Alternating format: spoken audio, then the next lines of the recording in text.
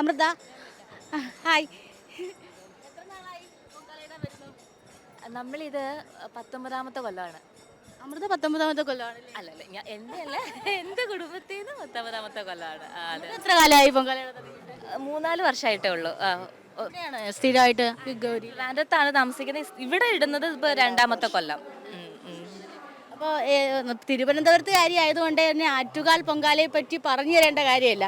അപ്പോൾ ഞാനിവിടെ തിരുവനന്തപുരത്തുകാരിയാണ്. അപ്പോൾ എങ്ങനെയാണ് ആറ്റുകാൽ പൊങ്കാല എന്ന് പറയുമ്പോൾ ആ വർഷത്തിൽ നമ്മൾ ആദ്യം അന്വേഷിക്കുന്നതാണ് പൊങ്കാല എന്നാണ്. എങ്ങനെയാണ് അതിൻ്റെ ഒരുക്കങ്ങളും സന്തോഷവും ഒക്കെ? നമ്മൾ അതെ അതെ, ഇവിടെ സ്ഥലം കിട്ടുമെന്ന് അറിയത്തില്ലായിരുന്നു. പിന്നെ നമ്മൾ ഈ പറഞ്ഞ പോലെ കഴിഞ്ഞ വർഷം ഇവിടെ ഇട്ട് പോയപ്പോഴേ പറഞ്ഞു ഞങ്ങൾക്ക് പറ്റുവാണെങ്കിൽ ഇവിടെ കിട്ടുവാണെങ്കിൽ വലിയ സന്തോഷം.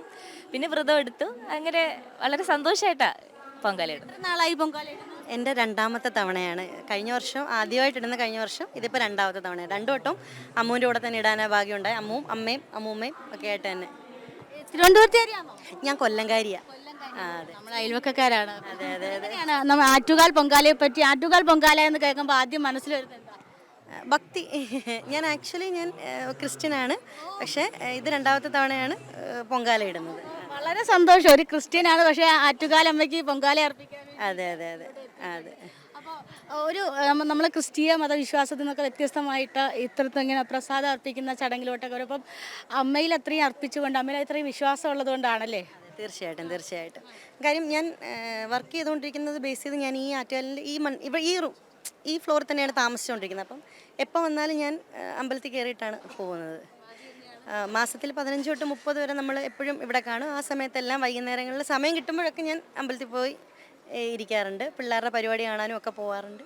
അങ്ങനെ സന്തോഷമായിട്ട് പോകുന്നു. അമൃതയുടെ വേറൊരു കാര്യം, ഇന്ന് പൊങ്കാല മാത്രമേ ഉള്ളൂ.